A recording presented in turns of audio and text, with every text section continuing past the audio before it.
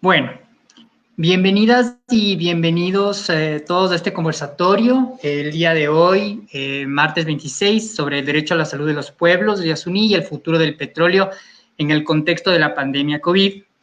Estamos ante un momento inédito en la historia. La pandemia COVID-19 pone en jaque el status quo del planeta. La misma se agrava por las grandes desigualdades entre campo y ciudad, norte-sur, mestizos e indígenas. De tal forma, las nacionalidades indígenas de América son sin duda las más afectadas ante el coronavirus, incluso en los países más ricos de la región. La nación Navajo, por ejemplo, en Estados Unidos, es la segunda población con mayor contagiados después de Nueva York. Y en el sur global la situación se agrava por una dependencia negligente al petróleo. Hoy mismo las nacionalidades amazónicas están en la audiencia de protección y medidas cautelares por el derrame de más de 15,000 barriles de petróleo, el peor derrame de los últimos 15 años, que ha afectado a más de 120,000 personas, 109 comunidades indígenas y posiblemente a comunidades en aislamiento voluntario. La dependencia petrolera y la negligencia del gobierno ecuatoriano se ha limitado a mantener la producción de crudo, vulnerando el acceso a la salud, al agua, a la alimentación, a la vida de los pueblos de la Riviera. El gobierno ha dejado a estos pueblos amazónicos sin dignidad en medio de una emergencia sanitaria. Vamos a empezar este conversatorio con nuestra invitada Nemonte Nenquino, presidenta del Consejo de la Coordinación de la Nacionalidad Guaraní de Pastaza en Ecuador, que nos va a estar conversando sobre el estado de las comunidades amazónicas en este momento, en este contexto, en este panorama de COVID y agravado por este derrame. Más adelante vamos a conversar con Carlos Larrea, docente investigador de la Universidad Andina Simón Bolívar, que nos va a conversar sobre el presente y el futuro del petróleo. Para todos los que nos están escuchando, nos están viendo en nuestras redes sociales, muchas gracias por asistir. Pueden igual comentar, hacer preguntas, que las vamos igual a sacar al aire. Empecemos, Nemonte, contigo. Muchas gracias por estar aquí. Sabemos que estamos en un momento muy difícil, muy crítico. Tú misma estás y nos has comentado que estás en la mitad de muchas audiencias conversando con la gente porque todos están en un estado pues catatónico. Cuéntanos, por favor, ¿cuál es el estado de los pueblos amazónicos en estos momentos?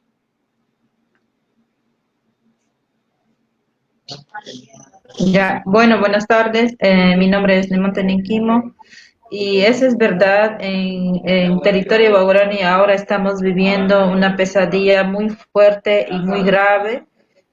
Todo parte de comunidad guaraní, especialmente donde es carretera, están contagiados con COVID y estamos trabajando muy duramente y es un triste grande que de verdad que empezamos a escuchar cuando ya llegó esta enfermedad COVID en el mes de marzo, hizo cuarentena el gobierno ecuatoriano y todos en la ciudad se pararon de trabajar, pero realmente en territorio guaraní las empresas ecuatorianas seguían donde territorio guaraní operando, moviendo los carros, los trabajadores, y también no hubo un control que se puede decir que nadie entra, nadie sale. Nosotros como organizaciones,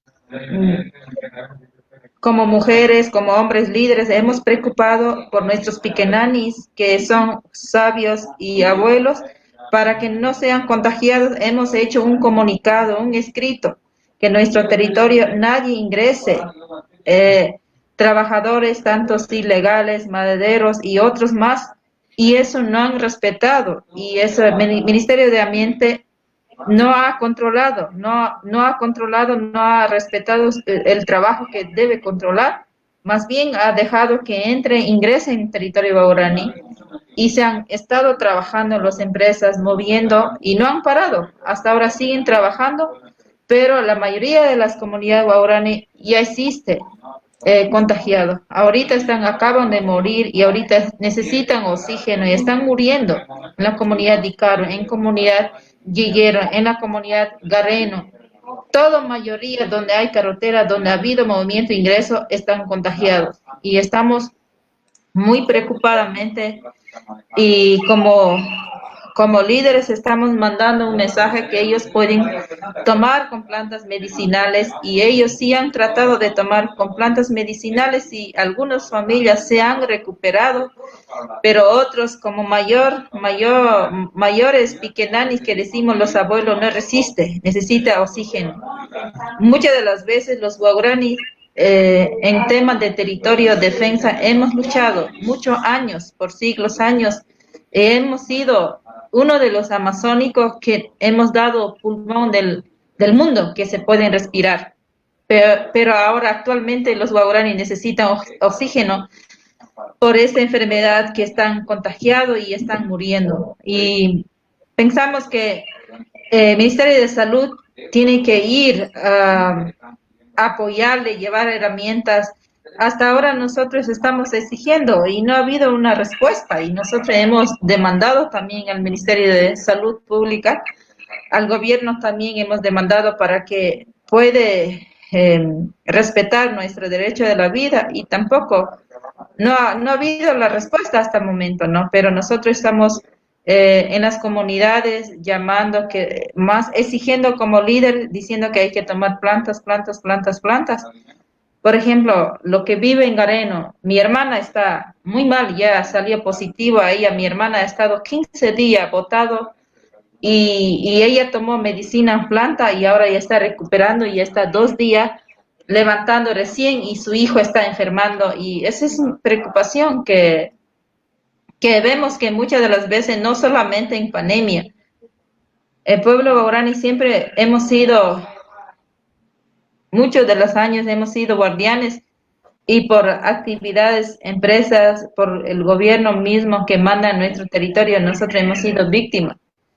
Y también decirle que muchas de las veces ellos entran a nuestro territorio solo a aprovechar, el gobierno solo ve recursos para aprovechar, y deja afectando mucho el agua, la vida, todo más que todo. Nosotros, territorio guaraní, vivimos sanamente, comemos, vivimos por muchos años, nunca hemos enfermado. Primer contacto también en territorio guaraní se enfermaron de polio, hepatitis, de otras enfermedades, murieron muchos guaraníes. Los que decidieron vivir aislamiento se fueron más en la selva, migraron, ellos salvaron. Ahora en ese momento estamos pasando igual que año 40, ahorita estamos mismo. Sabemos que ese sufrimiento y eso va a llevar más largo plazo. No es que día y noche va a eliminar esa enfermedad, más bien para aislarlo, ir más profundo en la selva y tomar las plantas, van a revivir. Lo que quedan en carretera todavía ellos no van a sobrevivir, más que todos los abuelos van a morir. Para nosotros, pérdida de los abuelos es un doloroso fuerte, porque los abuelos piquenanis son sabios que nos guían, y ellos nos protegen día a día en su territorio y tienen conocimiento muy antiguo, nos enseñan, nos transmiten a nosotros como hombres y mujeres, y pérdida de las mujeres es pérdida de conocimiento, y eso es un preocupante mucho, y ahora que vivimos. Y también me preocupa también aislamiento voluntario que viven ahí muy cerca. Una vez que ya contagian, vienen a recibir unas cosas, objetos, como siempre, caminan ahí y se contagian, ellos van a morir. Esa es una preocupación grave, lo que estamos viviendo hoy en día.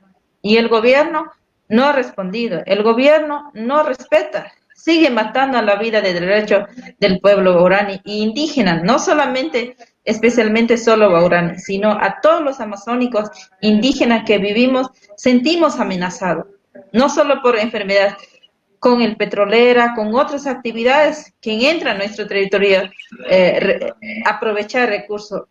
Y nosotros ahora, como siempre, estamos pensando unir para enfrentar este COVID y para seguir luchando nuestro territorio. Nuestro territorio no queremos seguir muriendo de enfermedad. Nuestro territorio no queremos vivir contaminado del aire, del agua. Queremos vivir libremente, sanamente.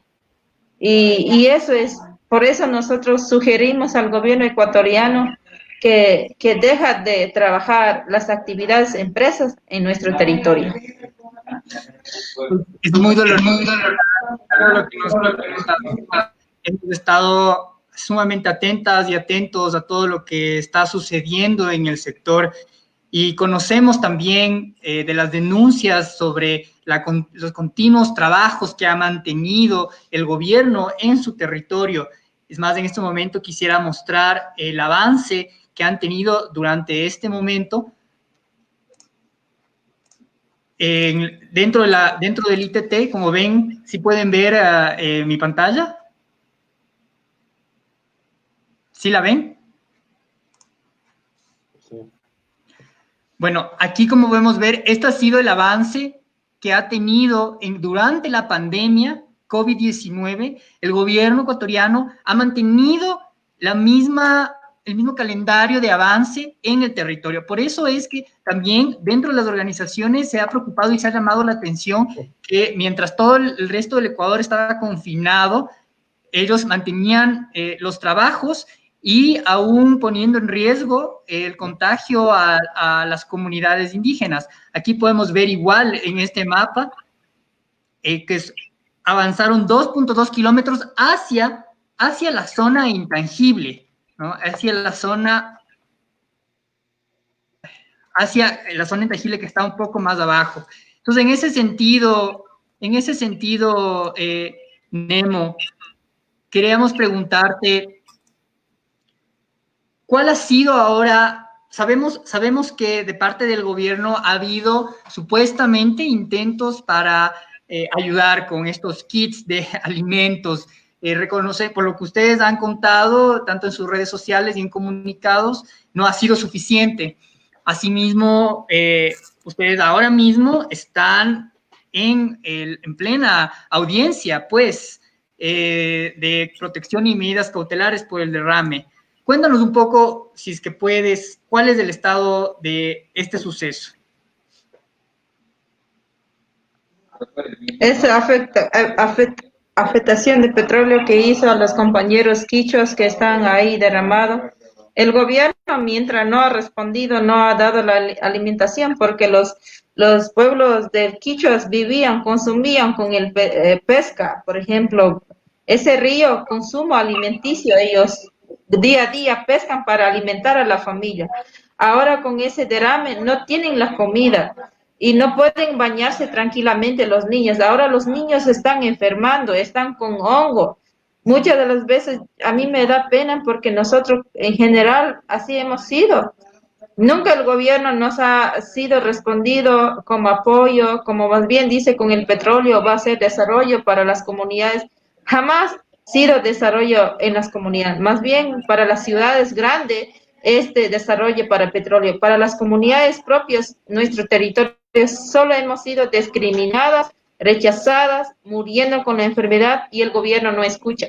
Esa es la preocupación, las compañeros, hermanas quichuas que están viviendo con ese derrame, no pueden alimentar, no pueden bañarse, no pueden lavar, no pueden tomar agua y además con esa enfrentación con COVID, ellos no pueden salir ni a la ciudad para comprar alimenticia, ni arroz, ni otras cosas, porque ya nos toca comprar comida afuera porque el agua ya está contaminada, los pescados están contaminados, no pueden consumir, no pueden alimentar para su familia.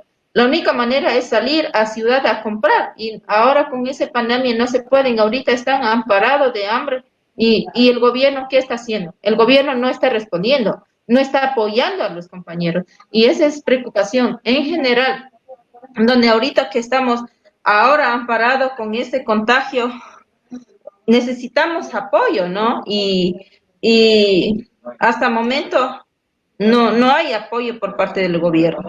El gobierno ha mandado estos kits alimenticios, ¿es verdad? ¿Cuánto de verdad han podido acceder a estos kits? ¿Les ha ayudado de alguna forma? El gobierno que da aquí no es como apoyo como para ni 15 días. El gobierno lo que da es una fundita de azúcar pequeñito para un día del almuerzo. Eso no alcanza para la familia. Eso ha sido muy preocupante en general lo que está el gobierno hablando que sí ha apoyado a los pueblos indígenas. La comida aquí, eso no es suficiente. Una fundita de azúcar, una fundita de arroz. No se complementa nada, ni siquiera nada, ni jabones, ni pasta dental, ni fósforo, ni vela, lo que es necesario. Los indígenas que vivimos en territorio sí tenemos alimento, tenemos carne, pescado, yuca, plátano, pero lo necesario que preocupan, abastecen para salir en ciudad es lo básico, jabones, cepillo, pasta, velas, eso. No ha respondido el gobierno, no ha apoyado de ninguna manera con ese equipo lo que hemos pedido. El gobierno lo que ha dado es 2 fundas de azúcar y una funda de fideo. Nada más, eso no es apoyo. Más bien con esos derrames que viven, ellos están muriendo de hambre y están desinfectados su piel y necesitan médicas brigadas también para que se pueda entrar en la comunidad a atenderse. Hasta ahora no han recibido parte del gobierno, más bien están apoyando, la gente de UNGS están apoyando y están preocupados por esa gente que está contaminada del río abajo, están apoyando kit alimenticia y también otras cosas más. En esa misma línea, Nemo, perdóname, en esa misma línea, ¿cuál ha sido el acceso a salud dentro de estos momentos? ¿Cómo han podido de alguna manera paliar, además de, claro, el acceso tradicional a la medicina que ustedes mantienen? ¿Cuál ha sido, han podido salir a un centro de salud? ¿Cuál es el estado de eso? Si nos puedes comentar de eso. Ya, de ese acercamiento, todos los guaraníes se han estado enfermando. Y nosotros como líderes hemos enviado a los doctores que vayan en las comunidades a hacerse ver chequeo. Y los doctores entran y dicen que solamente es una gripa y amigalitis, que no pasa nada, es un resfriado. Hasta que los pueblos guaraníes ahí contagiados se desmayaron, hasta que llevaron al Hospital Coca, vieron positivo y ahí sí recién dan cuenta que ha sido COVID positivo. Y por eso yo estoy como muy preocupada porque su centro de salud no tienen la capacidad, no tienen equipamiento. No es que los doctores tienen voluntad de apoyar, si no tienen las herramientas, no tienen equipo, ¿de qué sirven los doctores que están descritales función, que trabajan, por ejemplo, descrito de Pastaza, Napo, Orellana? Hay subcentro, pero en su centro de salud no hay herramienta, es un vacío. ¿Con qué capacidad, con qué herramientas van a ir a apoyar a los pueblos indígenas en toda Amazonía que vivimos ahora? Necesitamos más que nunca, es urgentemente por el derecho, el gobierno, el Ministerio de Salud Pública tiene que ir, los brigadas en las comunidades, hacerse ver pruebas de PCR más rápida para ver, porque todas las comunidades están sintiendo síntomas de ese mismo síntoma y hasta incluso los guaraní, ya murió el abuelo.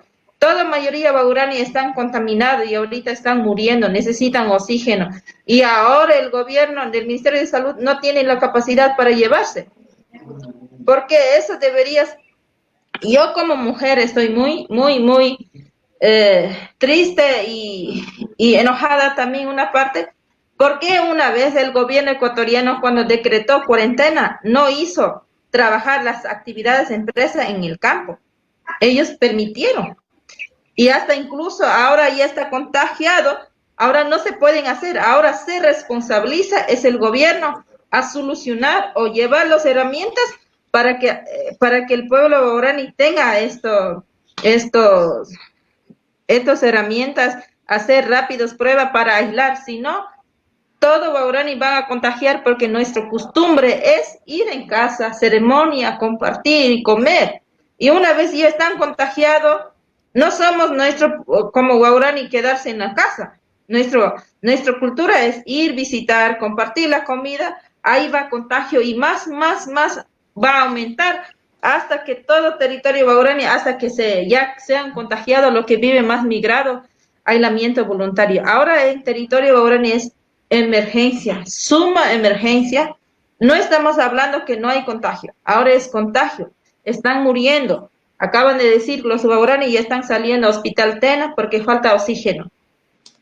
Mira el gobierno, ahora que no tienen ni suficiente para mandar sus centros de salud, las herramientas, los oxígenos, no hay. Porque el gobierno tiene la responsabilidad, porque debería, en el marzo mismo debería decir, nadie se trabaja, se queda stop. Y eso no hizo. Y en esa misma que nos comentas sobre el contagio masivo que está ocurriendo ahora. ¿Cuál es la posibilidad de que el contagio, si no allá, se haya expandido hasta los pueblos en aislamiento voluntario?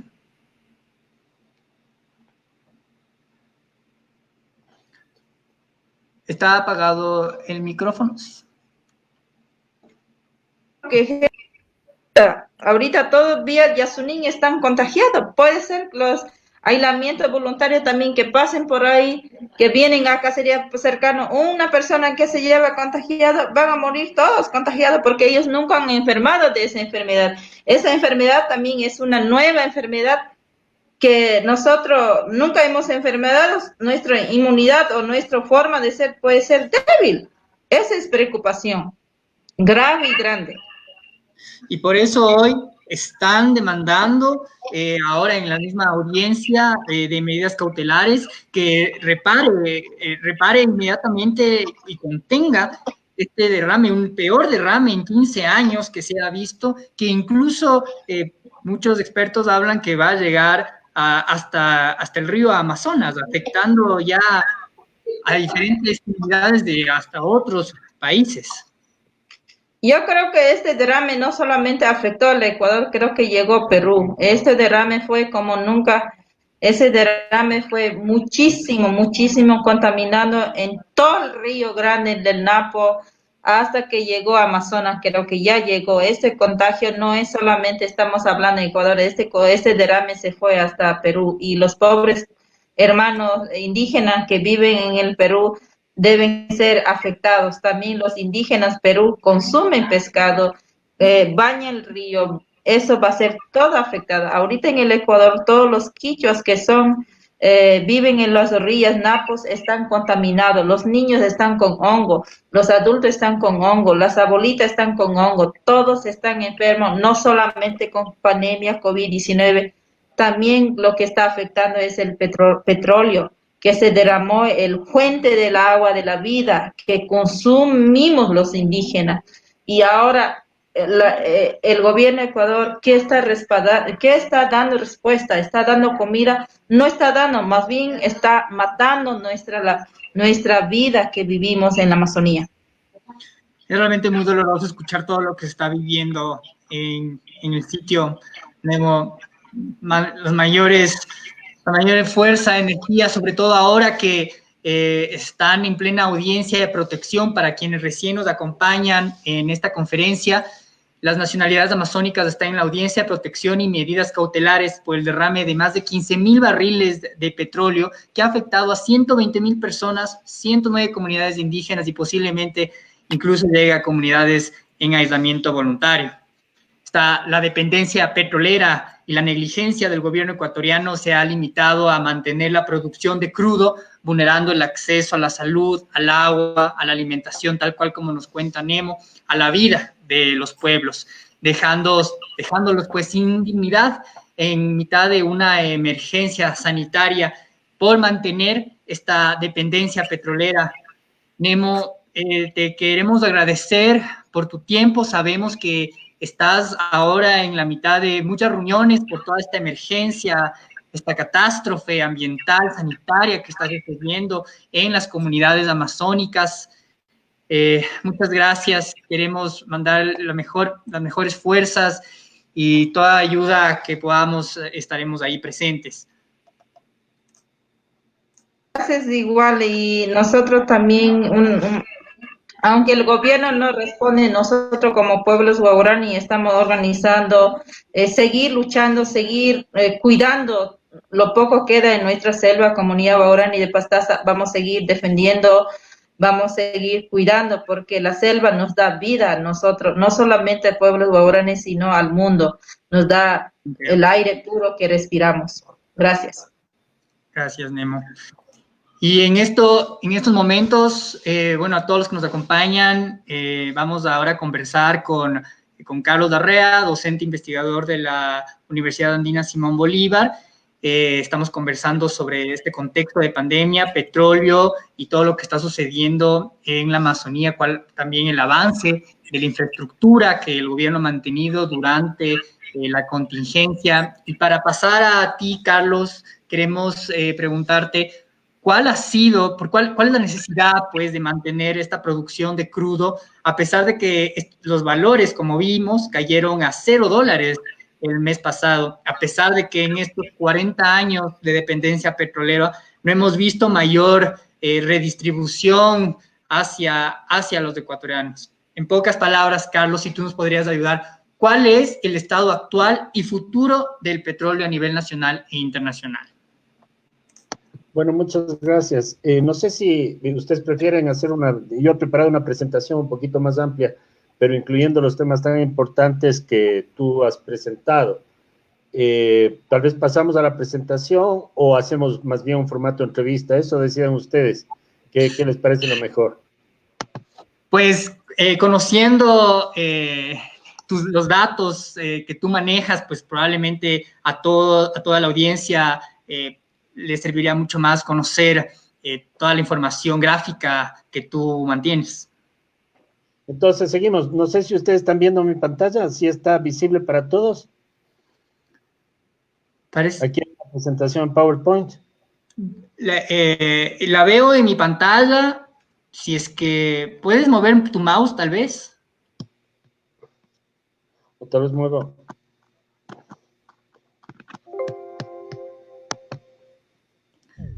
No estamos viendo Ahí pasó. ¿No se está viendo bien? O podemos hacer tal vez la presentación y yo solo hablo, pero si no se ve bien, tal vez les mando después. ¿Qué tal si le apagas tu cámara y le prendes de nuevo, Carlos? A lo mejor ahí se reinicia. Ya voy a intentar. Gracias, Carlos. A todos los que se unen en este momento, estamos conversando con Carlos Darrea, investigador de la Universidad Andina Simón Bolívar, docente también de la misma institución. Vamos a conversar sobre el escenario actual del COVID con respecto al petróleo, cuál es el futuro del Ecuador, pues, con respecto a este recurso no renovable del cual hemos estado en dependencia durante más de 40 años. Les recordamos igual que si tienen alguna pregunta, pueden escribirla en nuestras redes sociales y vamos a, pues, pasarlas a nuestros invitados. Ya, no sé si ahora se está viendo la pantalla. Se ve perfectamente, Carlos. Ya, muy bien, entonces vamos a comenzar. Bien, yo les voy a hablar de 3 temas, básicamente. El primero, darles una visión rápida, general, porque no tenemos mucho tiempo, sobre el tema de la pandemia, tanto a nivel mundial, sobre en el caso del Ecuador. Luego vamos a hablar un poco de la crisis económica y social que se ha generado en el país por el coronavirus, por la crisis que existía anteriormente y por el encierro. Y finalmente vamos a tratar de enfocarnos en el tema más específico que nos interesa, que es el tema del petróleo. Finalmente vamos a ver algunas opciones que existen para el país en ese sentido. Bien. Bueno, el primer punto que yo creo que es bien claro es que la pandemia en el mundo ha generado una crisis, la más grande crisis económica, social y ambiental que hemos tenido en este siglo. Desde el punto de vista económico, no ha habido un impacto tan grande en la economía mundial desde la Gran Depresión de 1929. O sea, esto implica un antes y un después. Ha habido un cambio enorme y las repercusiones futuras van a ser muy grandes a nivel nacional y a nivel mundial. Ese es el primer punto que yo quiero enfatizar. Algunos datos muy, muy importantes. Esta mañana contabilizábamos 5.640.000 casos reportados en el mundo. Esto es verdaderamente gigantesco, es como toda la población de Quito y Guayaquil reunida. 350.000 muertos en prácticamente todos los países del mundo, y estos son los casos reportados con tests. Los casos reales, como se conoce, son mucho mayores. Aproximadamente 1/3 de toda la población del mundo está confinada, y como les decía, este confinamiento ha desencadenado una paralización de la economía que va a redundar en una crisis que es la más fuerte desde 1929. Se prevé que la economía mundial caiga un 3%. los países avanzados un 5, América Latina un 5, y el Ecuador va a ser uno de los países más afectados. En América Latina solo Venezuela y México me parece que van a tener más consecuencias. Esta es una situación verdaderamente dramática que va a tener enormes repercusiones. Yo les he traído aquí unos datos justamente actualizados para el día de hoy sobre los países más afectados en el mundo. El Ecuador es uno de ellos, que está al final de la lista. No sé si pueden leer con todo detalle, pero sí quiero decirles algo. Por ejemplo, Estados Unidos concentra 1.700.000 casos afectados. Hoy al mediodía, el número de fallecimientos en Estados Unidos superior a los 100.000, que esto es algo enorme, ¿sí? Bueno, el segundo país más afectado, y esto es muy importante, es el Brasil. Este es un país de América del Sur, es un país amazónico. No es sorprendente que con el presidente Trump y con el presidente Bolsonaro, Brasil y Estados Unidos sean los países más afectados del mundo, porque son los países que peores formas de gestión han tenido ante la crisis, con presidentes que no entienden el problema o que no quieren enfrentarlo. Bueno, la situación en América Latina es sumamente grave. Yo quiero presentarles algo del caso del Ecuador, porque aunque las cifras sobre el Ecuador son muy poco confiables, aquí mismo se observa que el Ecuador es uno de los países que menos pruebas, menos test ha desarrollado por habitante en el mundo, lo cual crea una situación. Si no tenemos un monitoreo de la situación, mal podemos enfrentarla. Desafortunadamente, el Ecuador ha tenido una gestión de la pandemia sumamente grave, o muy limitada, porque simplemente la capacidad del Ministerio de Salud es muy limitada. Aquí tenemos la evolución del número de casos de coronavirus en Brasil. Es realmente impresionante, estamos cerca de los 400.000.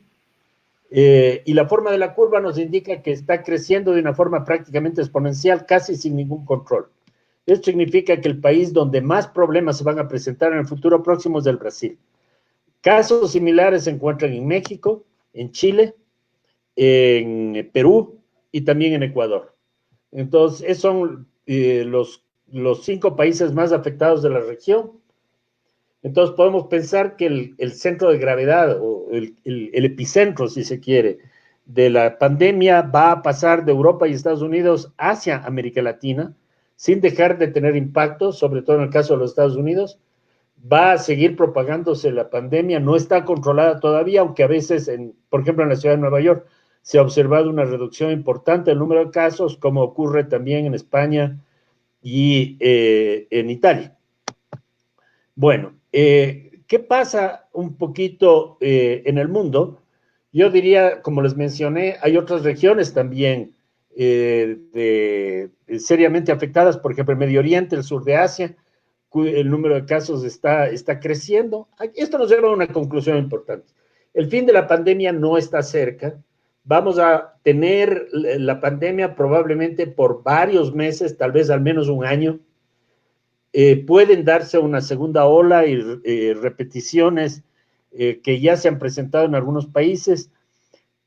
Probablemente la única forma que tenga la humanidad en su conjunto para controlar la pandemia sea la aparición de una vacuna y su difusión a escala universal. Desafortunadamente, eso probablemente, casi seguro, no va a estar disponible antes de un año. Por eso, digamos, lo que podemos pensar es que esta crisis no se va a resolver en un inmediato, no se va a resolver en 1 o 2 meses, puede haber desconfinamientos y retornos al confinamiento, pero en general la situación es sumamente difícil. Vamos a ver un poquito más datos sobre el Ecuador, y esto es muy importante. El primer punto que hay que observar es que Guayaquil es una de las peores ciudades, una de las ciudades con mayor desastres causados en el mundo por la crisis del coronavirus. El colapso del sistema sanitario en Guayaquil fue terrible.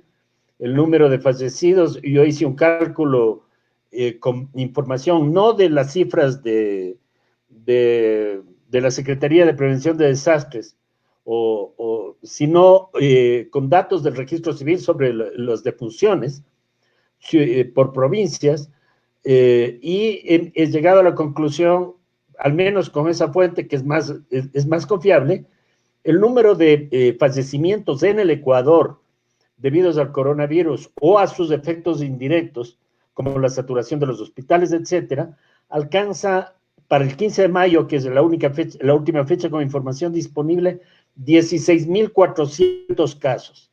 Esto es una cifra realmente preocupante, incluso a nivel internacional. Debemos pensar que el Ecuador es uno de los países más seriamente afectados por la crisis. No tenemos un sistema confiable de información.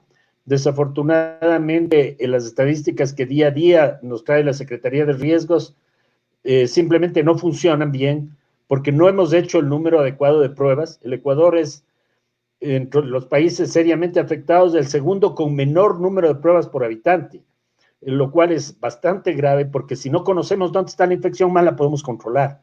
En ese sentido, hay una deficiencia crónica en la capacidad de gestión del Ministerio de Salud.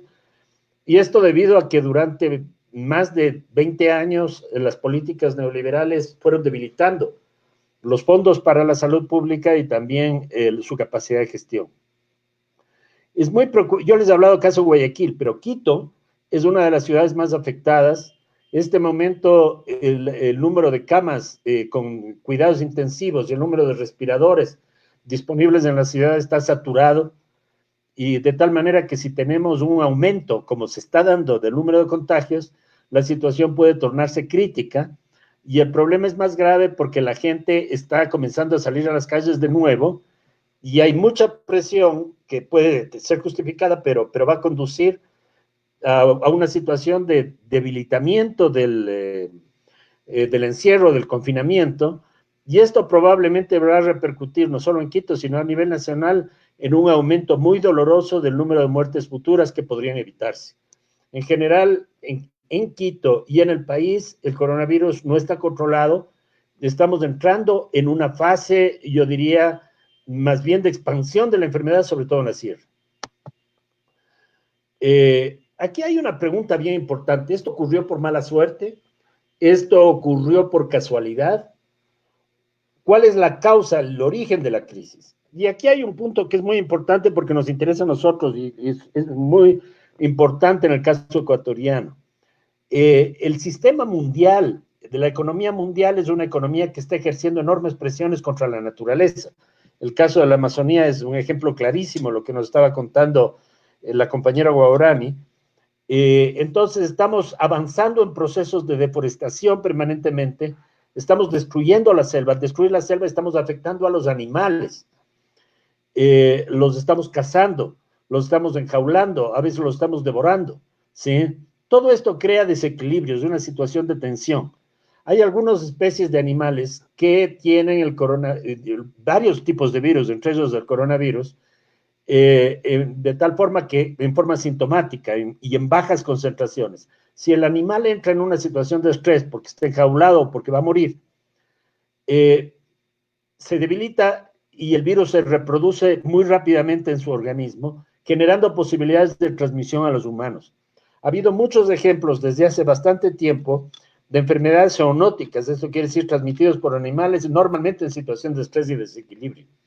Entonces, realmente la pandemia del coronavirus es una consecuencia de la deforestación, es una consecuencia de una permanente agresión que tenemos sobre la naturaleza, del consumo de animales silvestres, de la venta de carne de animales silvestres y del proceso de considerar a la naturaleza como un objeto a ser explotado. Esto es muy importante porque si no paramos la deforestación, si continuamos como se ha visto, incluso en medio de la pandemia, haciendo trabajos de expansión de carreteras y trabajos de destrucción de la selva, el problema va a repetirse, porque este no es el primer virus que ha sido transmitido a los humanos desde los animales estresados, ni será el último si es que no hacemos un cambio radical en nuestra forma de entender el mundo. El otro problema es la globalización, porque una vez que aparece, en este caso en China, pero puede haber aparecido en cualquier otro lado, este virus o otro virus, por medio de ese enorme tránsito de personas y mercancías que tenemos en el mundo, en solo 5 meses se ha difundido prácticamente a todos los rincones del planeta. Es una situación de extrema vulnerabilidad, por eso hay que entender que nuestra sociedad es el problema, lo que considerábamos normal es el problema y por eso tenemos que aprovechar la crisis para salir de sus efectos más nocivos contra la naturaleza y contra nosotros mismos. Bueno, el segundo tema importante es la crisis económica nacional. Esta crisis se ha profundizado porque el país ya estaba en crisis desde el 2014 cuando cayeron los precios del petróleo. Ahora no solamente tenemos un colapso de los precios del petróleo, sino que tenemos también un colapso simultáneo de prácticamente todas las exportaciones no petroleras, por ejemplo las flores, como muchos países del mundo están en un proceso de encierro masivo, no se puede vender flores, disminuye el consumo de banano, disminuye el consumo de otros productos que tradicionalmente es exportado al Ecuador. Entonces, en general, hay una situación muy, muy grave que se profundiza por los compromisos de una deuda externa imposible de manejar, que este momento se vuelve irresoluble, de tal manera que prácticamente el Estado está en una situación de quiebra, está en una situación dramática, ¿sí? Y las medidas que ha intentado hacer el gobierno, en su gran mayoría han fracasado por la oposición popular o por falta de consensos en la Asamblea. Por consiguiente, hay una situación en la que el gobierno se debate entre una parálisis provocada por la falta de alternativas para solucionar la crisis y una depresión económica sin precedentes. Esto no solamente es grave para la economía, sino sobre todo por las consecuencias sociales, aumento del desempleo, aumento de la pobreza, de la marginalidad, en fin. Aquí tenemos una idea de la magnitud de la crisis. Vean ustedes, este es el producto por habitante del Ecuador desde 1950 hasta el presente. Nunca hemos tenido una caída tan profunda como la que estamos experimentando ahora y vamos a experimentar. Bueno, ustedes saben, el Ecuador es un país petrolero que ha dependido del petróleo desde el año 72. Aquí tienen la evolución de los precios del petróleo internacional en los últimos 10 años. El primer gran golpe se produjo, como les mencionaba, en el 2014, donde el petróleo cayó más o menos de 100 a 35, luego se recuperó más o menos hasta 60, 70 dólares, y actualmente, bueno, tuvo un momento en que se cotizó incluso a valores negativos y actualmente está en 30.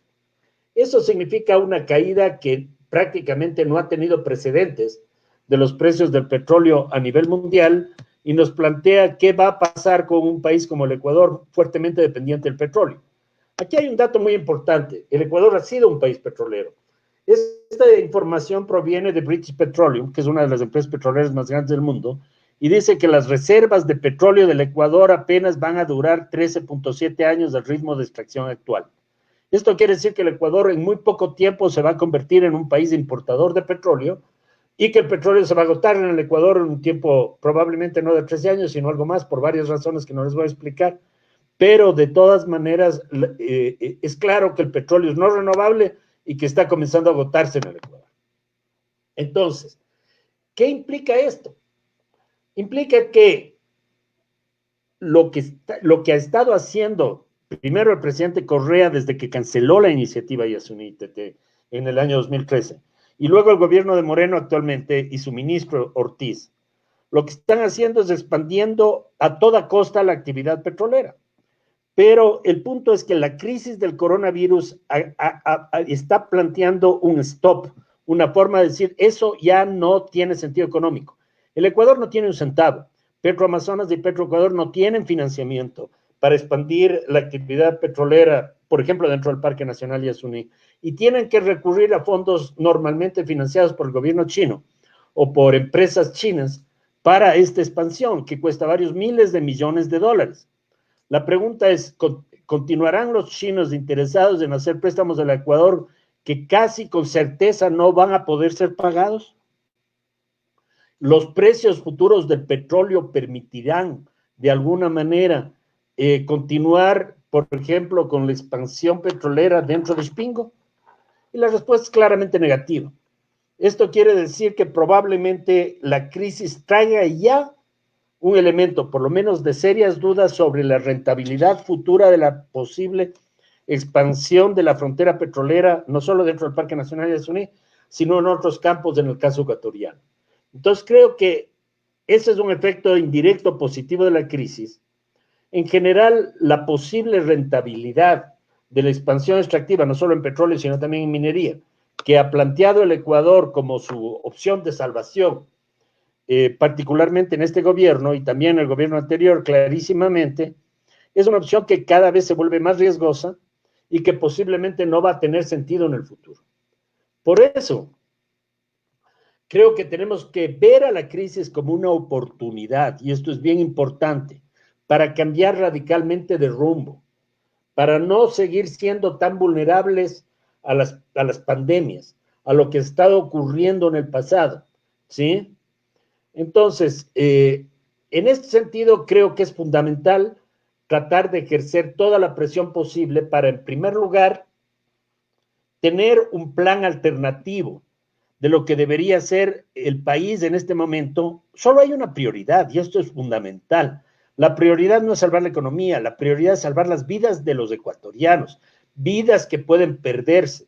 Miren, el día de anteayer, me parece, el municipio de Quito transmitió un excelente programa que fue un conjunto de entrevistas a médicos epidemiólogos de la ciudad que daban consejos sobre lo que qué debe hacer la ciudad.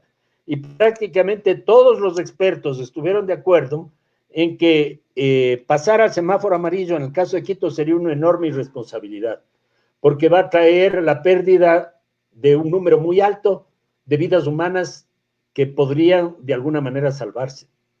Esta es la situación. Entonces, me parece a mí que lo que debe hacer el gobierno en el muy corto plazo es, en primer lugar, aumentar masivamente las transferencias de alimentos y dinero a los hogares pobres para permitir superar la emergencia. Segundo, reconstruir un sistema nacional de salud que ha sido maltratado por más de 20 años.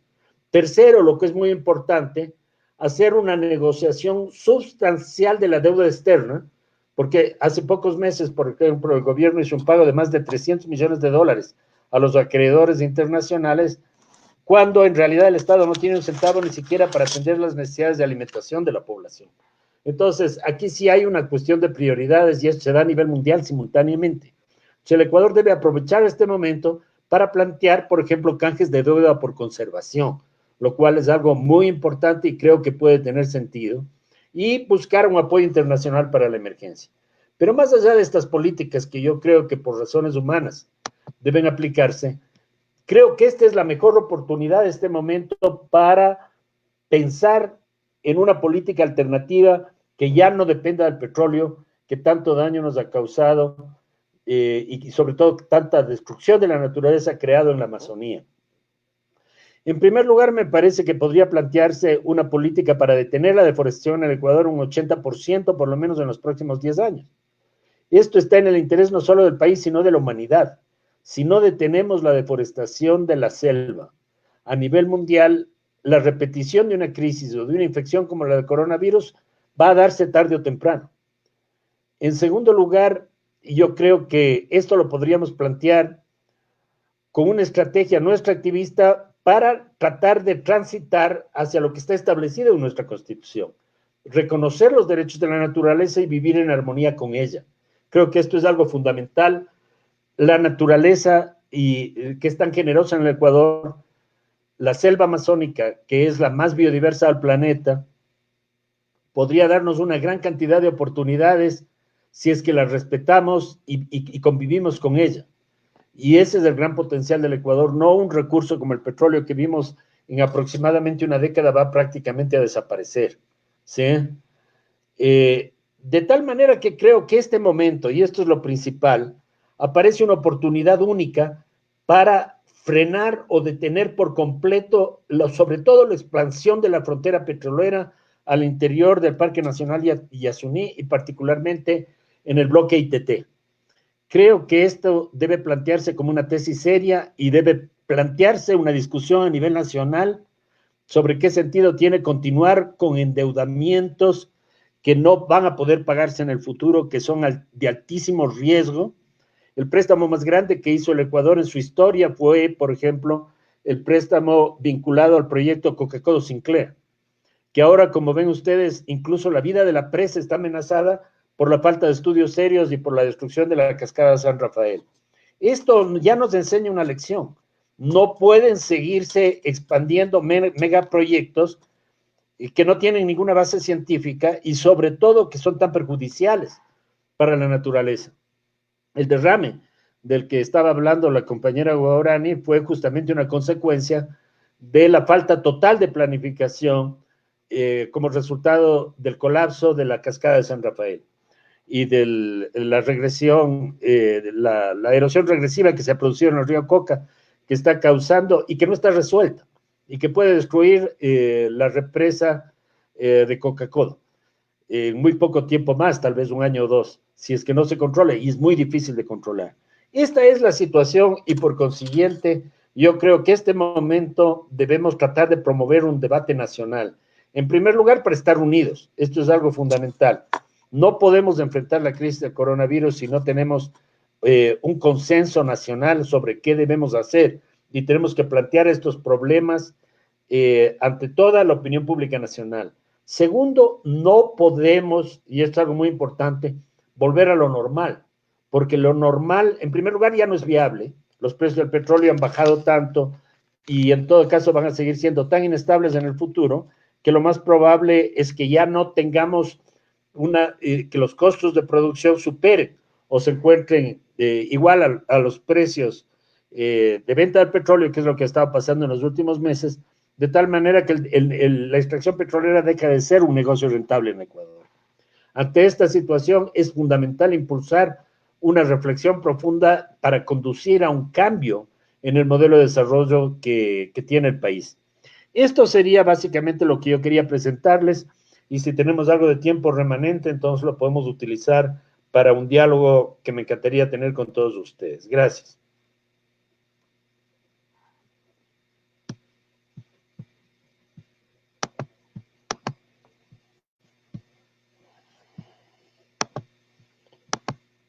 No se te oye, no sé, algo pasa con el micrófono. Ahí estamos. Ya. Muchas gracias, Carlos, por acompañarnos en este conversatorio, en este contexto actual de la pandemia y sobre todo por abonar esta discusión tan importante que efectivamente es un eje fundamental para poder transitar hacia nuestra supervivencia. Para todos los que nos están acompañando, estábamos conversando con Carlos Darrea, docente e investigador de la Universidad Andina Simón Bolívar, sobre el contexto actual. Y un poco brevemente resumiendo lo que nos ha contado, pues primero, pues esta pandemia actual es un resultado de las relaciones forzosas que hemos mantenido con la naturaleza. La SARS, gripe aviar, gripe porcina y ahora COVID-19, pues son de origen animal. Esto ha desencadenado una de las peores crisis desde 1929. Por el momento, América Latina se figura como uno de los mayores epicentros para la pandemia y el efecto va a ser muy duro, sobre todo para los países más pobres, como el caso de Ecuador, con una reducción del 5% de su Producto Interno Bruto.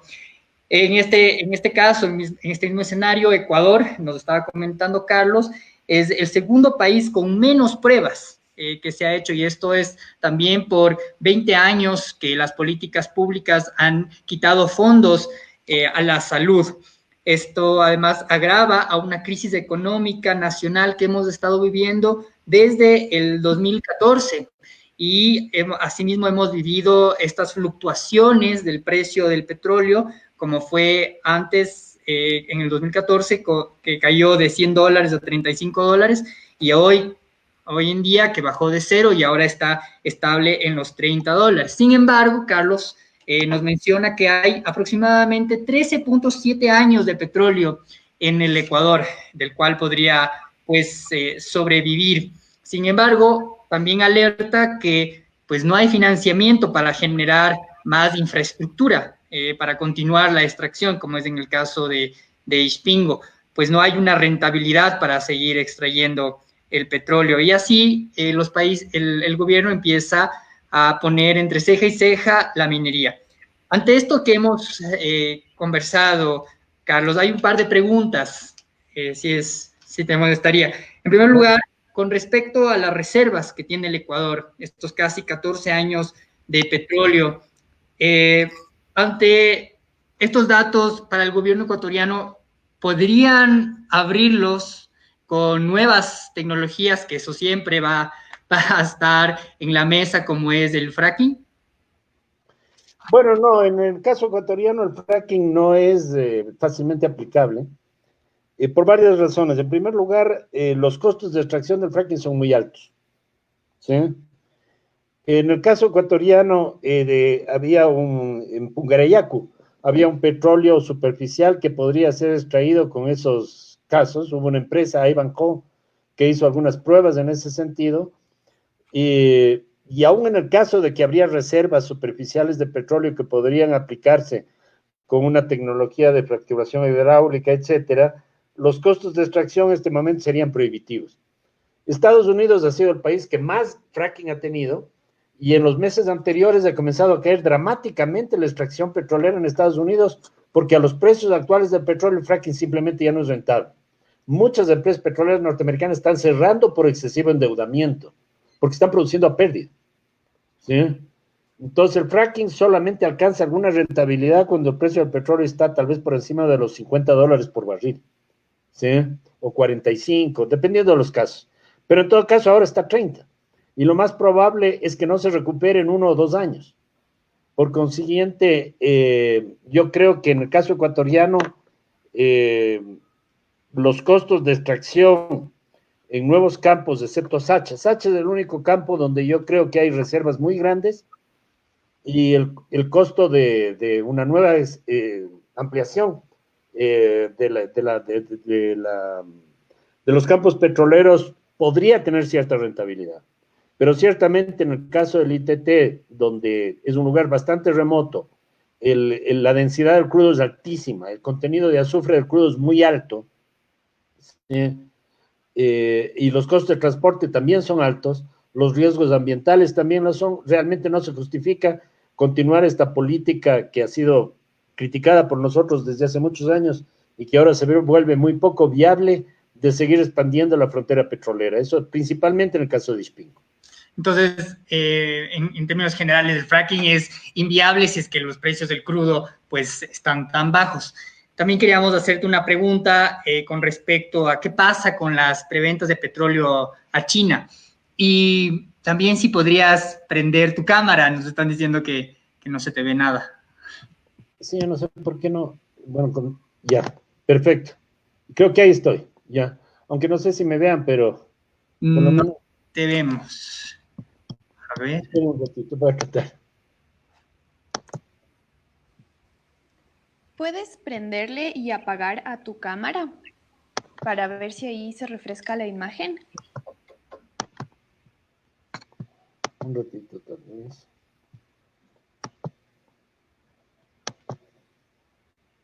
Ahí le apagué y ahí le volví a encender, pero por alguna razón no está funcionando. Algo pasó con compartir el screen y tal vez... Quítale la opción de compartir presentación. Ah, ahí ya se te ve, Carlos. Perfecto. Gracias. Ya, lo logramos. Bueno, bien. Hablamos de las preventas de petróleo a China, Carlos. Bueno, esto es un problema gravísimo. Mira, si Ecuador va a dejar de ser un exportador de petróleo en 2030, que es más o menos el momento en que nuestras importaciones de derivados de petróleo van a superar las exportaciones de crudo, ¿sí? Nos quedan 10 años. De esos 10 años, más o menos en 3 años hemos vendido prácticamente todo el petróleo que vamos a extraer, debido principalmente a las ventas anticipadas de petróleo.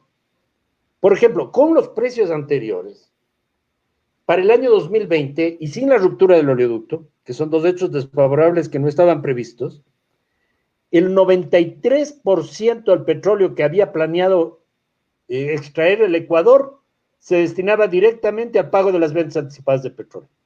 O sea que al Ministerio de Finanzas entraba solo el 7%. Ahora ese 7% se ha espumado. Simplemente porque se rompió el oleoducto, un mes no sacamos casi nada, y en segundo lugar porque el precio del petróleo está más o menos a la mitad de lo presupuestado. Lo que significa que evidentemente con eso tenemos mucho menos dinero que el previsto para pagar las ventas anticipadas de petróleo. Eso significa que por lo menos hasta el 2023 y 2024, el Ecuador no va a recibir prácticamente nada del petróleo que esté extrayendo, o va a recibir tal vez el 10 o el 15%. Y todo lo demás se va a pagar la deuda a Petrochina y otras empresas chinas y a Tailandia. ¿Sí? Entonces es una situación gravísima, porque si nos quedan 10 años de los cuales 3 ya nos gastamos, ¿sí? En realidad el Estado puede recibir algo de petróleo solamente durante 7 años, del 2024 al 2030. Nada más. ¿Sí? Eso, o sea, por todas esas razones, creo que el Ecuador debe repensar seriamente su relación con el petróleo. Nosotros estamos acostumbrados a vivir con el petróleo y pensábamos que podíamos tener petróleo toda la vida. Esa puede ser tal vez la situación de Venezuela. En el mismo cuadro que les presenté, se veía que las reservas petroleras de Venezuela van a durar 289 años. Las reservas petroleras del Ecuador van a durar 13 años. Entonces hay una diferencia verdadera. Y de esos años ya nos hemos gastado 3 con las ventas anticipadas de petróleo y además nos quedan menos que eso por el tema de que vamos a necesitar importar cada vez más derivados de petróleo. Más de la mitad de la gasolina que consumimos en el Ecuador, que consumimos en el Ecuador proviene de diésel y gasolina importada, de los combustibles. En consecuencia, en realidad la situación del petróleo en este momento ya ha cambiado tanto que prácticamente debemos olvidarnos de la idea de que el petróleo puede aportar a mejorar las condiciones de vida de los ecuatorianos. Y a un nivel internacional, muchos economistas hablan de que el petróleo va de nuevo a retomar los altos índices, los altos precios. ¿Es verdad esto? No, no. En realidad, por ejemplo, hay varios economistas que han hecho estudios bastante serios. Rifkin, por ejemplo, habla de que más o menos hacia el 2028 se va a dar el tope de la demanda mundial de petróleo y a partir de eso va a comenzar a caer indefinidamente. O sea, el mundo cada vez va a usar cada vez menos petróleo. Y la crisis del coronavirus ha acelerado esa transición. ¿Eso por qué? Porque hay un cambio en la tecnología muy acelerado, principalmente por la conversión del transporte al transporte eléctrico, ¿sí? Por la expansión del transporte público, por la expansión de otras formas de transporte que no son contaminantes, la bicicleta, por ejemplo, ¿sí? Por el rediseño de las ciudades, por muchas razones vinculadas a la necesidad de combatir el cambio climático. En consecuencia, cada vez vamos a necesitar menos petróleo. Y esto es algo muy importante porque estamos vendiendo un producto del pasado, un producto que en el futuro cada vez va a tener menos demanda.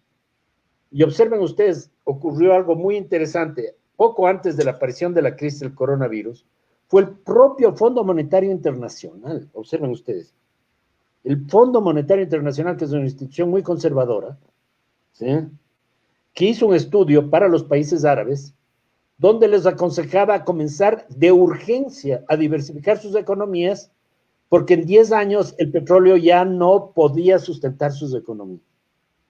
Y de acuerdo con el Fondo Monetario, en el año 2034, la demanda de petróleo va a ser tan débil en el mundo que ninguno de los países árabes va a poder sostener su economía como lo sostiene ahora, por ejemplo, Arabia Saudita o cualquiera de los grandes productores del Medio Oriente.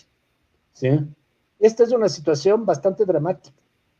Entonces, si el propio Fondo Monetario está recomendando a los países del Medio Oriente que vayan diversificando su economía, que se dediquen a cualquier cosa, a la energía solar, a lo que fuere, pero no al petróleo, porque el petróleo prácticamente es un asunto del pasado, ¿qué es lo que va a pasar con el Ecuador? Esa es una pregunta bastante importante. Entonces, es decir, en pocas palabras, no hay rentabilidad para seguir explotando petróleo, solo tenemos casi 14 años de explotación petrolera, para el 2028 ya el petróleo va a ser una cosa del pasado. ¿Y por qué entonces, nos están preguntando, por qué razón el gobierno continúa con la expansión petrolera en el Yasuní a pesar de todos estos datos? En realidad, porque hay intereses creados. O sea, nosotros debemos tratar de comprender que normalmente las políticas en el Ecuador no se guían por un análisis crítico que nos permita encontrar las mejores soluciones para todos los ecuatorianos, sino que a veces el Ecuador está de alguna manera atrapado por necesidades de muy corto plazo. Por ejemplo, extraer el máximo monto de crudo posible para pagar justamente las ventas anticipadas de petróleo con China, o pagar una deuda externa verdaderamente gigantesca para lo cual necesitamos divisas, ¿sí? Ahora, dado que la crisis del coronavirus crea una situación mundial con dos cambios fundamentales. En primer lugar, el pago de la deuda es casi imposible, y esto no es un problema del Ecuador. Argentina, por ejemplo, que es un país mucho más poderoso que el Ecuador, está en el límite del default. El default es una situación donde ya tiene que decir, no vamos a poder seguir pagando más. Tenemos que crear una moratoria al pago de la deuda y eso crea un colapso serio de los precios de los bonos y al país le condenan por declararlo insolvente, etc. Eso es un riesgo muy serio que puede ocurrir en Argentina, puede ocurrir en Ecuador, puede existir en muchos países latinoamericanos al mismo tiempo y obviamente en muchos países africanos. Entonces, el propio Fondo Monetario, observen ustedes, el propio Fondo Monetario ha recomendado de urgencia crear fondos especiales para prevenir un colapso simultáneo de las deudas de todos los países en desarrollo. Entonces estamos en una situación parecida a la de 1982. ¿Sí? Por eso es que el Ecuador tiene una nueva capacidad de negociación, porque no somos el único país que está al borde de la quiebra, sino que prácticamente es una cantidad enorme de países que están en esa situación. Y el segundo cambio importante es que el precio del petróleo va a mantenerse con mucha probabilidad, es muy difícil de predecir, pero con mucha probabilidad a niveles tan bajos, ¿sí?, que la situación va a cambiar y simplemente no vamos a poder expandir la extracción en Spingo simplemente porque los chinos no nos van a prestar el dinero.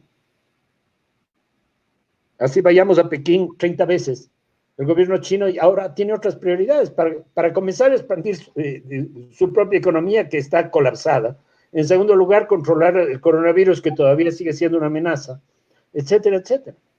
Entonces, desde ese punto de vista, la situación que teníamos hasta marzo ya no existe más en el mundo. Pero nosotros seguimos pensando con los mismos criterios anteriores. Y hace poco tiempo, cuando se iniciaba la crisis del coronavirus, por ejemplo, el ministro de Energía dijo que el Ecuador lo que debe hacer es sacar todo el petróleo que pueda, al precio que sea, porque nuestros costos de extracción pueden mantenerse incluso si lo vendemos a $30. Yo no sé hasta qué punto eso es verdad, pero de todas maneras, supongamos que los costos de extracción están alrededor de $30 a este rato, mantener un precio de $30 es difícil en el futuro.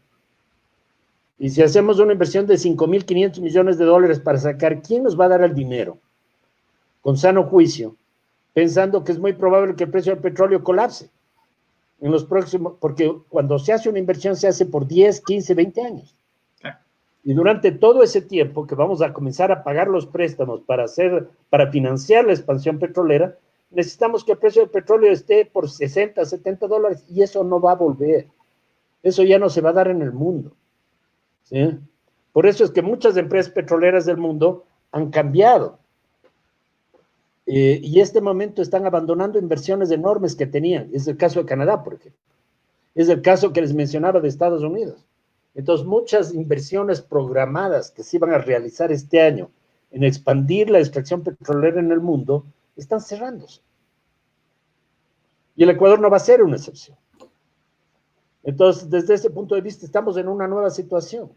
Y por eso es muy importante difundir esta información y crear un verdadero debate nacional serio, para no solamente actuar con las necesidades inmediatas del Ministerio de Finanzas, que tiene que cancelar los pagarés que están en una cola para vencerse cada mes o cada 2 meses, sea por las ventas anticipadas de petróleo o por los compromisos de la deuda externa, sino que debemos entender que la prioridad es que la gente coma.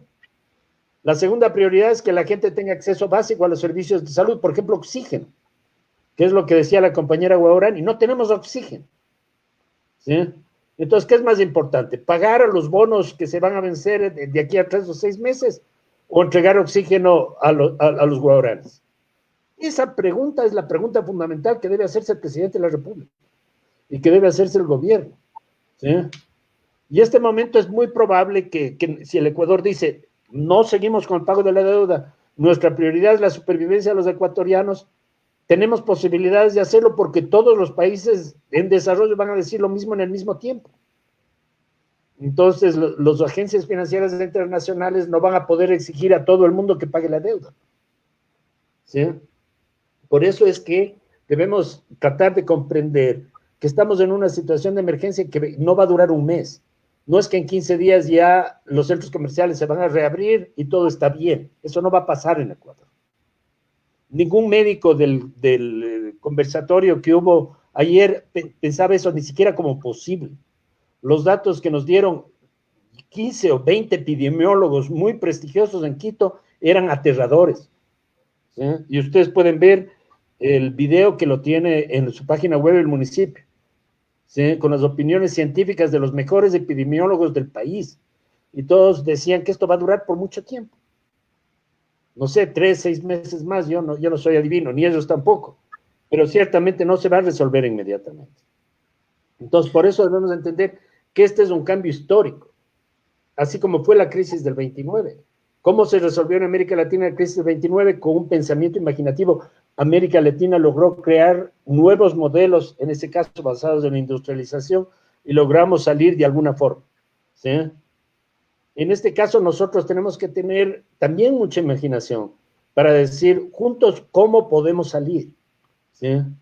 Y para eso tenemos que, de alguna manera, parece un poco absurdo, pero tener una enorme imaginación para crear soluciones innovadoras. Esa es la alternativa. Muchas gracias, Carlos, por compartirnos toda esta información. Aún tenemos un par de preguntas para ti, si nos puedes esperar un momento. Queremos aprovechar que está Nemo ahora de nuevo con nosotros en la mitad de todo lo que está sucediendo en territorio y con las audiencias. Y hay un par de preguntas con respecto, Nemo. No sé si nos escuchas, Nemo. Sí, sí te escucho. Gracias, Nemo. Bueno, la gente nos está preguntando sobre qué están haciendo. Dos preguntas. ¿Cómo están haciendo con las personas que tienen coronavirus en las comunidades? Y asimismo, ¿cómo ha impactado a las mujeres guaraní la situación de emergencia actual? Bueno, esa pregunta, todos cuando están enfermos, ellos primeramente sin prueba no sabían, como ellos sentían que era nueva enfermedad, que nunca han enfermado, que nunca han sentido esos síntomas, era muy fuerte. A algunas personas le tumbó en la cama, no podían resistir, no podían ni levantar. La única manera ellos se hicieron, fueron en la selva, trajeron las plantas medicinales, tomaron, otros hicieron vapores, otros hicieron baño. Eso se alivió, rebajó la temperatura.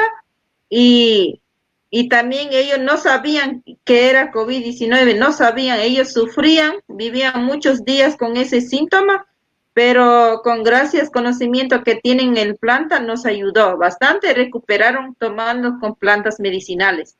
Pero a otros se afectó mucho, a los que tienen con otra enfermedad, por ejemplo, digamos que otros tenían paludismo, otra semana, otros tenían otra enfermedad que es diabetes, a ellos como que ya se debilitó. Las personas que no tienen esa enfermedad sobresalieron solo con plantas y eso es muy importante y yo como mujer he exigido, hay que seguir tomando las plantas medicinales porque nuestras abuelas vivían con esas plantas, valorar y tomarse diario. Por ejemplo, mi hermana estaba muy enferma, 9 días sin levantar. Y ella no tenía conocimiento porque ella vive en Napo, yo vivo en Pastaza, mi mamá está en Pastaza lejos y ella no sabía cómo hacer. Yo tenía que llamar teléfono, explicar cómo se cocina, cómo se prepara. Ahí ella tomándose se levantó y ahorita yo estoy haciendo otra medicina y mañana estoy enviando para ella, para que ella pueda tener fuerza porque ella dijo que siente muy débil y no puede caminar mucho y a veces como que quiere desmayar y estoy cocinando ahora una hoja que mi mamá envió desde la selva.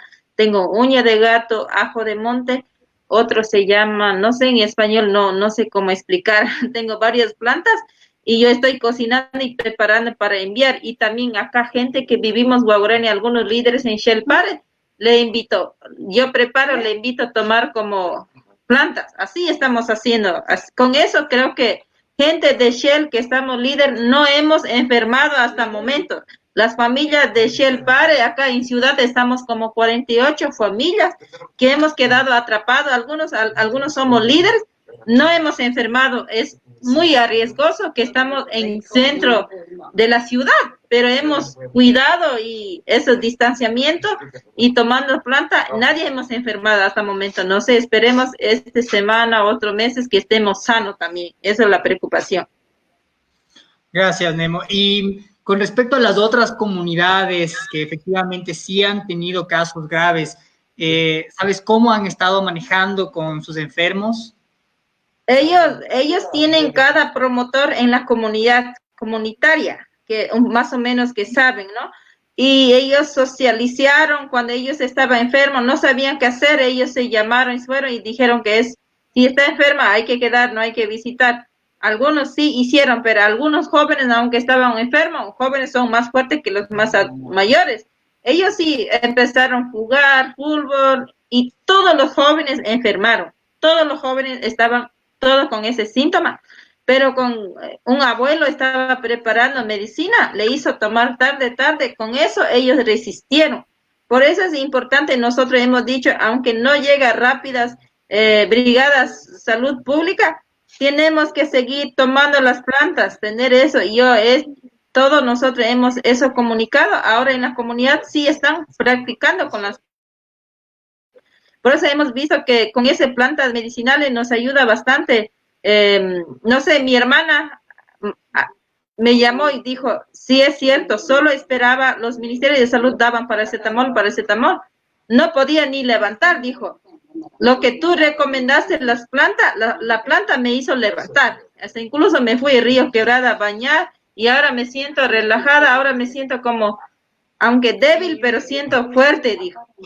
Es muy importante que todavía tenemos prácticas plantas medicinales, eso nos ayuda bastante. Eso es precisamente entre las cosas que Carlos menciona, ¿no? Esta posibilidad de ahora creativamente empezar a indagar en nuevas pues, industrias, nuevos mecanismos de defendernos y sin duda todo el conocimiento ancestral que está dentro de nuestra Amazonía puede ser una clave, ¿no? Y ustedes más que todo lo saben y ahora tú mismo nos cuentas de qué es cómo han estado manejando. Sí, y también no solamente, también ha habido también, por eso estamos como coordinando recién mañana están entrando los doctores Ministerio de Pública de Salud en Toñampari. En Toñampari no hay carretera, solo es Juvial, que entran como 8 o 7 horas y han tenido esos síntomas. Y ojalá que esos días ya van a hacer PCR. Esperemos que ha sido COVID o ha sido otra enfermedad porque dijeron que tenía ese mismo síntoma.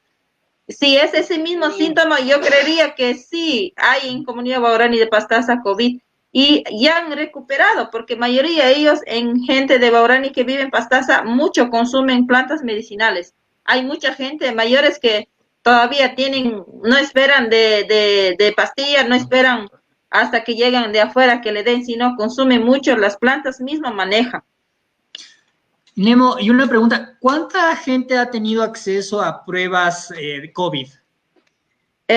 Total tenemos como 45 salió positivos entre medio de Orellana y Napo. Hasta momentos que los ministerios de salud pública han ido a hacer PCR rápidas, pruebas rápidas, con el apoyo que dieron los amigables ONGs que donaron eso. Probablemente recién ahora están como Ministerio de Salud y otros universitarios, me imagino que el compañero me manifestó que están dando para que vayan a hacer pruebas PCR rápida en Comunidad Guaraní de Pastaza, que mañana recién ingresan.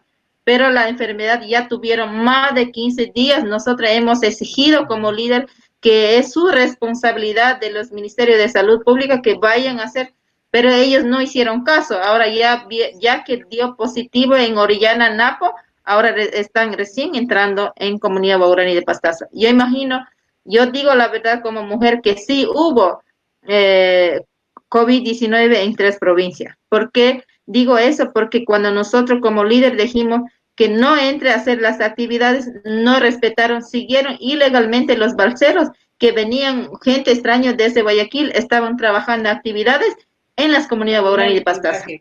Estoy seguro que sí, ellos llevaron contagio. Pues ahí está precisamente las preguntas que Carlos mencionaba que debería hacerse nuestros gobernantes, ¿no?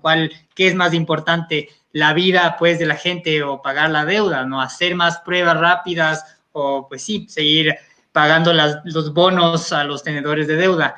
Y, pues, justo en esa línea, Carlos, volviendo a ti, nos están preguntando qué va a pasar con respecto a la minería, ¿no? La minería siendo un camino fácil, tan cortoplacista de igual manera, pero que a ojos de los ortodoxos economistas, pues es dinero fácil y rápido. ¿Cómo podríamos evitar o prevenir un nuevo boom minero en el Ecuador? Bien, un primer punto importante, la minería en el Ecuador es principalmente una minería de cobre, la minería de cielo abierto a gran escala, por ejemplo, Cóndor Mirador. El precio del cobre también ha caído. Esto es algo muy importante.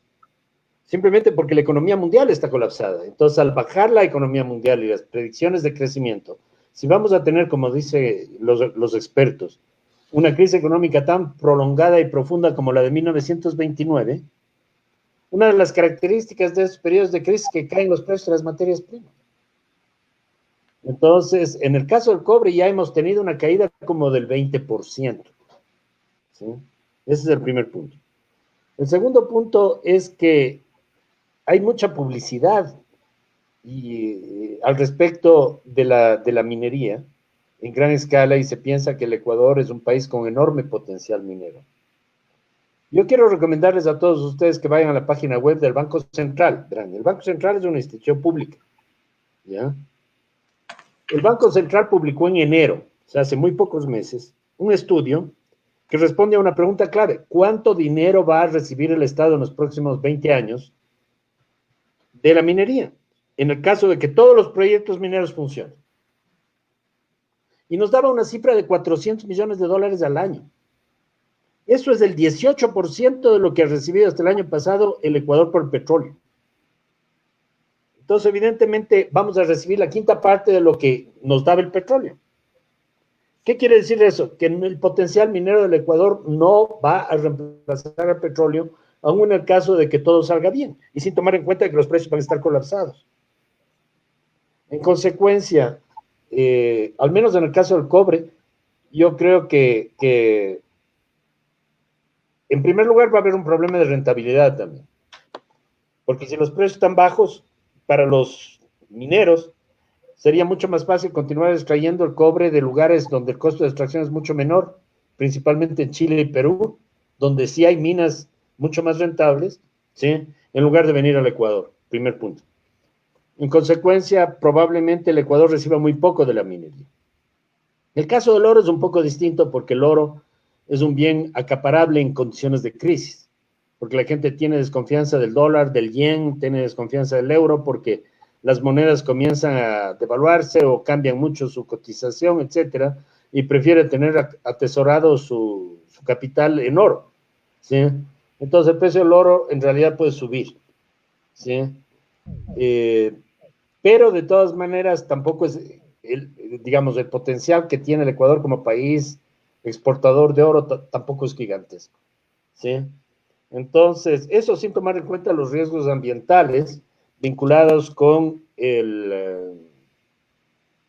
la minería en gran escala, sea a cielo abierto o en túnel, ¿sí? Que son enormemente altos y las consecuencias sociales.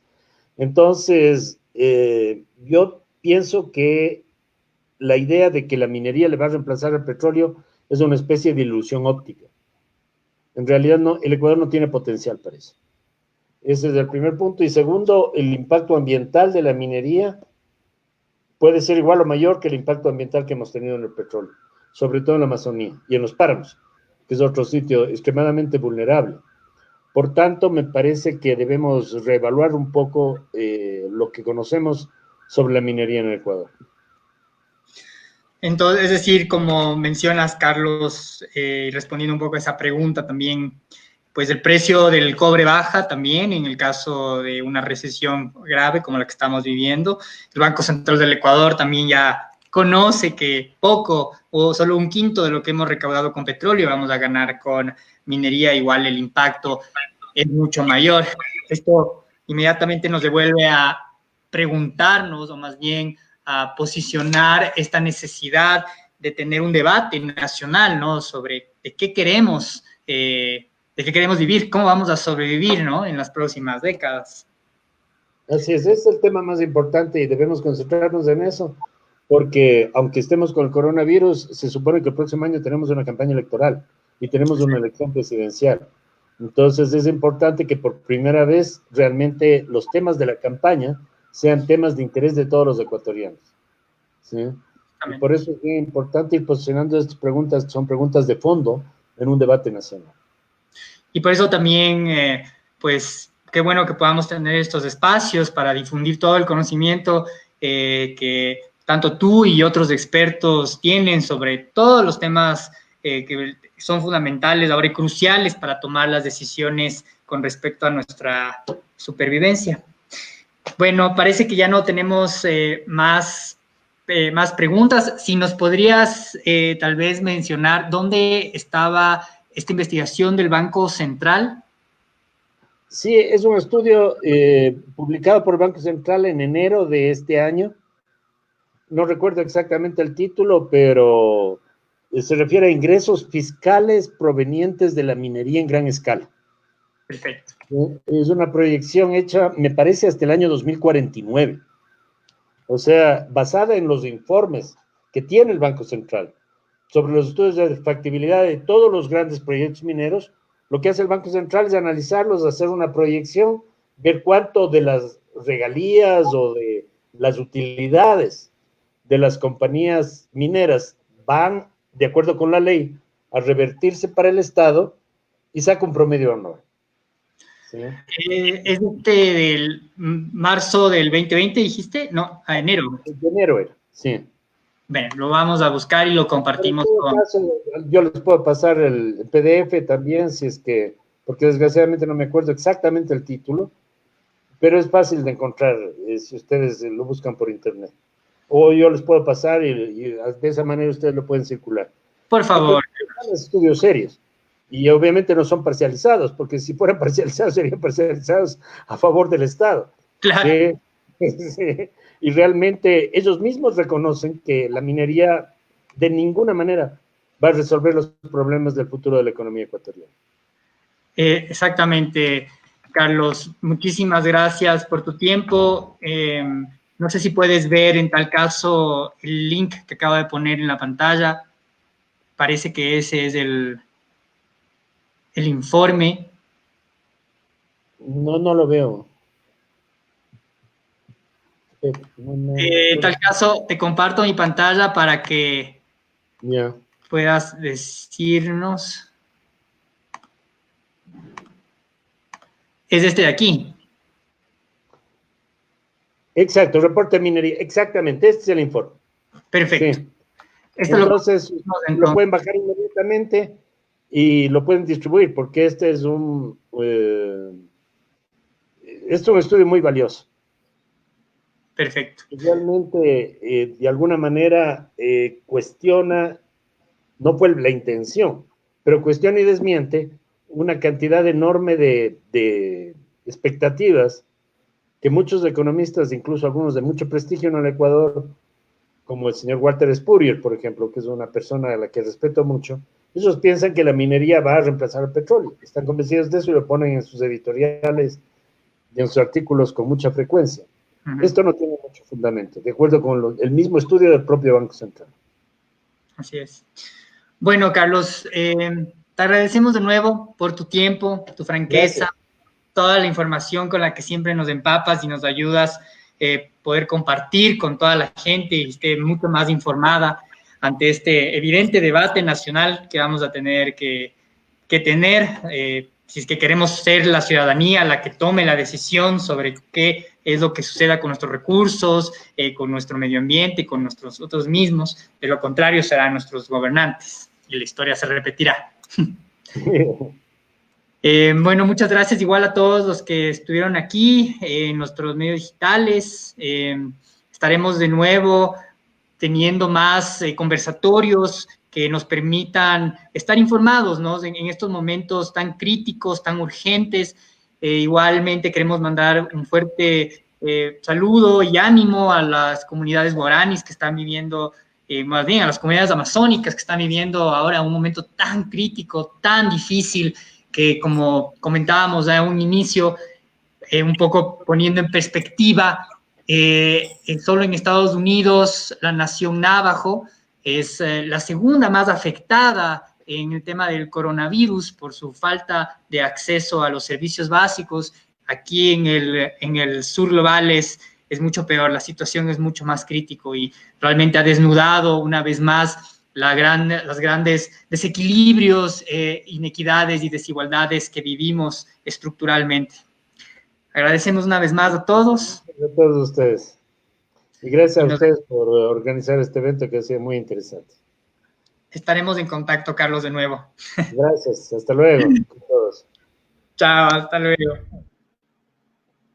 Gracias a todos una vez más y esta publicación, este conversatorio estará publicado en YouTube, igual en Facebook para que lo puedan rever y estamos igual en contacto ante este momento tan crítico que vive el Ecuador y el mundo. Gracias.